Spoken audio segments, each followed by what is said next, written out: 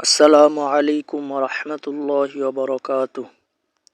আজকে আমরা তওবা করার সঠিক নিয়ম ও পদ্ধতি সম্পর্কে আলোচনা করব। শয়তানের ধোঁকায় অনেকে অন্যায় কাজে জড়িয়ে পড়ে, মহান আল্লাহর দয়ায় আবার ফিরে আসে ভালো কাজের দিকে। এটাকেই তওবা বলা হয়। তওবা আরবি শব্দ, এর অর্থ হলো ফিরে আসা বা প্রত্যাবর্তন করা। পরিভাষায় তওবা বলতে বোঝায় কোনো পাপ বা অন্যায় কাজের জন্য আন্তরিকভাবে অনুশোচনা করে আল্লাহর কাছে ক্ষমা প্রার্থনা করা এবং ভবিষ্যতে সে পাপ থেকে বিরত থাকার প্রতিজ্ঞা করা। মানব জীবনে তওবার গুরুত্ব অপরিসীম, কারণ তওবার মাধ্যমেই কেবল মহান আল্লাহর নৈকট্য লাভ করা সম্ভব। মহান আল্লাহ বলেন, হে মুমিনগণ, তোমরা সবাই আল্লাহর কাছে তওবা করো। খাঁটি তওবা, সূরা তাহরিম, আয়াত নাম্বার 8। তওবা করার নিয়ম। 1 নাম্বার, অতীতের সব পাপ কাজ ও ভুল ত্রুটি মহান আল্লাহর কাছে স্বীকার করে অনুতপ্ত ও লজ্জিত হওয়া। 2 নাম্বার, লজ্জিত ও অনুতপ্ত হয়ে মহান আল্লাহর কাছে সব গুনাহের জন্য মাপ চাইতে হবে।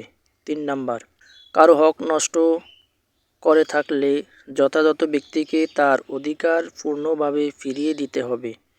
যেভাবেই হোক, সামর্থ্য না থাকলে অনুরোধ করে কিংবা ক্ষমা চেয়ে তার কাছ থেকে মাপ নিতে হবে। 4 নাম্বার, তওবার পর পাপ কাজ থেকে দূরে থাকার আপ্রাণ চেষ্টা করতে হবে এবং সাধ্য অনুযায়ী বেশি বেশি নেক আমল করতে হবে। 5 নাম্বার, পাপ থেকে তওবার পর কোনো ভুলে বা কুপ্রবৃত্তির কারণে পাপ কাজের পুনরাবৃত্তি ঘটলে সঙ্গে সঙ্গে আবারও তওবা করে ফিরে আসতে হবে। যখনই কোনো পাপ কাজ সংঘটিত হবে, সঙ্গে সঙ্গে তওবা করে ফিরে আসতে হবে। তওবার নিয়ম। এই 5টি কাজ তওবার ভিতরে থাকতে হবে। তওবা করার পদ্ধতি। তওবা করার জন্য প্রথমে সুন্দর করে ওযু করা চাই। এরপর 2 রাকাত নামাজ আদায় করে মহান আল্লাহর কাছে ক্ষমা চাইতে হবে। গত জীবনের সব পাপ এবং আদেশ অমান্য করার অপরাধ থেকে মার্জনা চাইতে হবে। তবে এই নফল নামাজ তওবার জন্য আবশ্যক নয়। তওবা মৃত্যু যন্ত্রণার আগ পর্যন্ত কবুল হয়। এ সম্পর্কে নবীজি সাল্লাল্লাহু আলাইহি ওয়াসাল্লাম বলেন, নিশ্চয়ই আল্লাহ তার বান্দার তওবা কবুল করেন যতক্ষণ না সে মৃত্যু যন্ত্রণায় গড়গড় করে। তিরমিজি, হাদিস নাম্বার 3537। সুতরাং রাসূল সাল্লাল্লাহু আলাইহি ওয়াসাল্লামের হাদিস দ্বারা আমরা বুঝতে পেরেছি যে তওবা যখন সাকরাতে মাউত শুরু হয়, এর পূর্বেই আমরা তওবা করতে হবে। আর তওবার ভিতরে 5টি কাজ থাকতে হবে।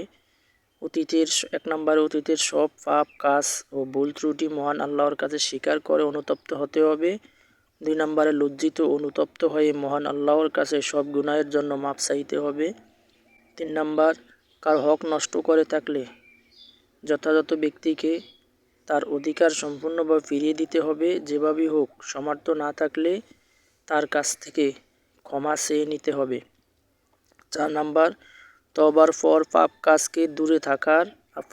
থেকে দূরে থাকার আপ্রাণ চেষ্টা করতে হবে এবং সাধ্য অনুযায়ী বেশি বেশি নেক আমল করতে হবে। 5 নাম্বার, পাপ থেকে তওবা করার পর ভুলে যদি আবার কোনো গুনাহের কাজ গঠিত হয়, তাহলে সঙ্গে সঙ্গে আবারও তওবা করে ফিরে আসতে হবে। আল্লাহ পাক রব্বুল আলামিন আমাদের এই সঠিকভাবে তওবা করার তৌফিক দান করুক।